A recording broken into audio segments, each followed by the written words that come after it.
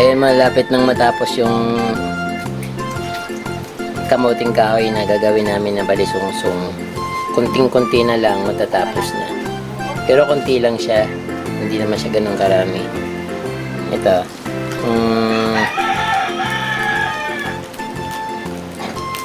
After nito, haluan namin ng murang niyog.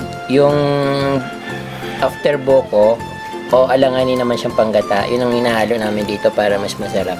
Medyo malutong-lutong siya. Yung ginagawang boko pie, nilalagay namin ng niyog. Tapos haluan ng asukal. Yun, tapos ibabalot na sa dahon. Ayan guys, maubos na. Malapit na matapos yung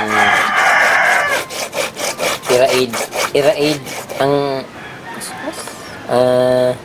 yung kamuting kahoy. Ang tawag niya sa amin iraid o yung kinukuskus na kamuting kahoy para mapino siya, yung parang giniling.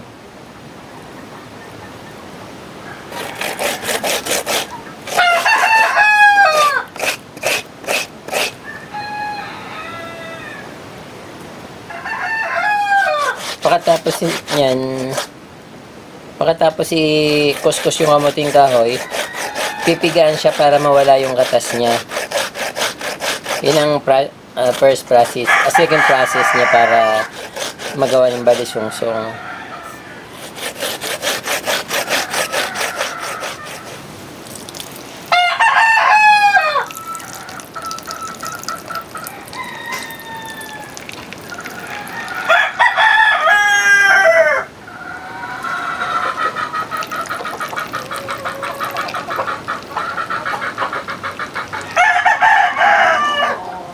Alam niyo guys, itong katas niya, pwede siyang gawing pandikit, yung parang gawgaw. Pag lulutuin mo siya, tapos magiging siya na parang gawgaw. So pwede nang gamitin pangdikit. Pwede rin siyang kainin guys. Lagyan mo lang ng asukal, tapos papakuluan mo. So syempre mag-ano rin siya, magi-strong na parang gawgaw. So tapos may asukal ng konti. Yun. Okay na siya. Parang tart.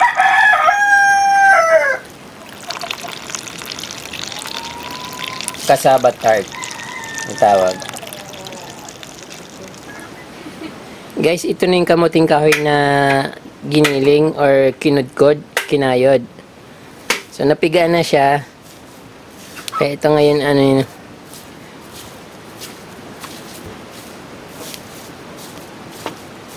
Lalagyan namin siya ng murang niyog.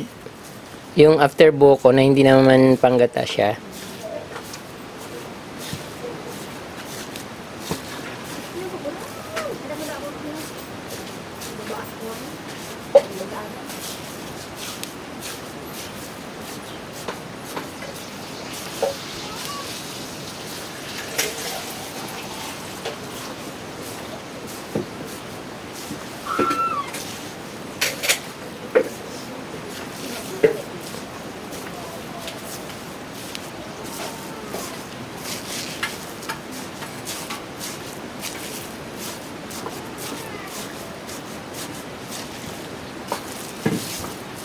Perfect dito guys, manlagay yung medyo matigas na boko.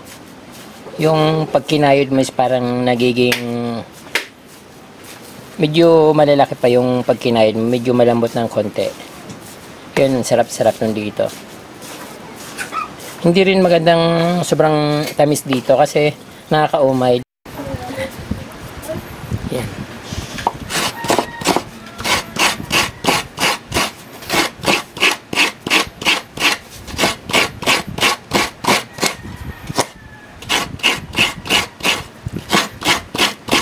Ang dami kong kakayo rin guys. 3 tibool or 3 bilog na niyog. Medyo matigas na yung niyog pero okay din naman. Okay lang naman siya. Pero mas maganda yung mas mura pang niyog. Kasi mas malambot. Ay, sa wakas tapos yung pagkayod. Sakit sa likod. 4 na niyog yung kinayod. Ready to mix na guys. Okay, ready to mix na.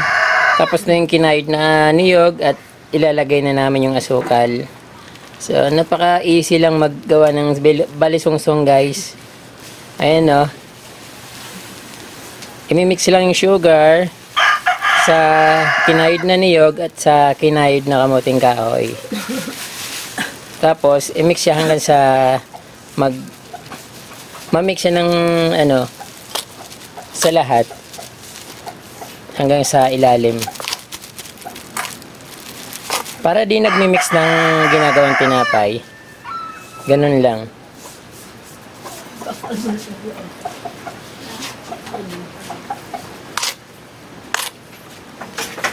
Parang mantikilya, you know.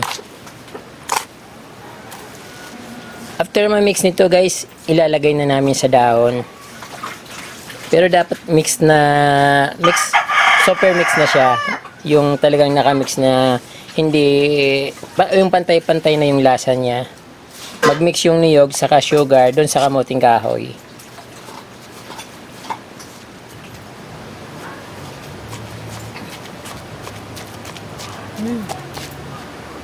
Di pa. Libangan lang namin yan dito.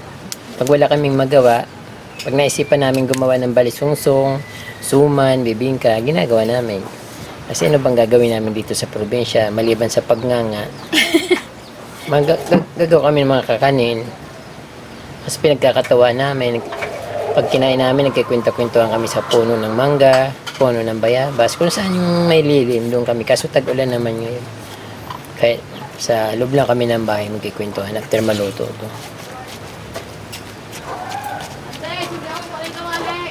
Kuha na. Laging just garapo na sa dit sa mida po. Sayang. Kundi maitom na kaya baga? Maitom naman talaga.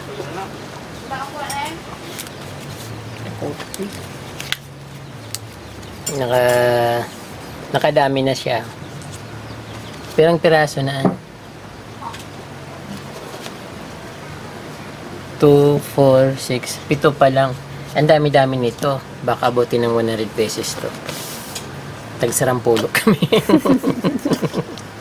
Tagsasampu kami. Baka loto. Ang dami kayo nito, guys, oh. Guys, ilalaga na namin yung balisungsong. Mga isa't kalating oras to maluluto. Meron pa nga marami doon sa planggana hindi pa naubos. So, mamaya naman yung iba. Ayun, antayin ko na lang maluto. Medyo matagal-tagal tong lagaan. Isa't kalahating oras. Luto na. Luto na yung balisungsong na niluto ng kapatid ko. Niluto namin. So ito, kakainin ko na. At perfect na perfect to sa kape. Dahil mainit yung kape. Medyo pinalamig ko na yung balisungsong. Kaya masarap na masarap ito.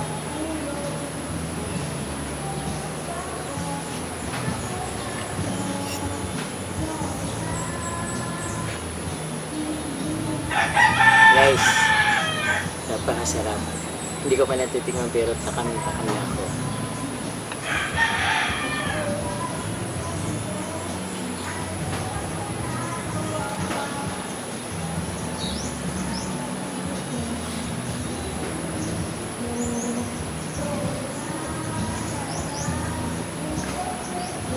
Sobrang sarap. Nalalasap yung niyog. Hindi masyadong matamis. At perfect nga sa kape.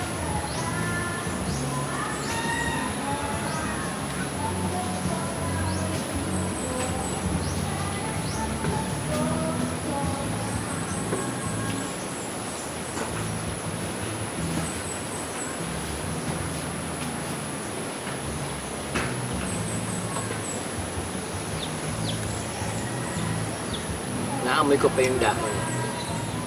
Guys, don't forget to subscribe to my YouTube channel. Napakarami ko pang video na i-upload na siguradong magugustuhan niyo. Thank you for watching. See you. Bye.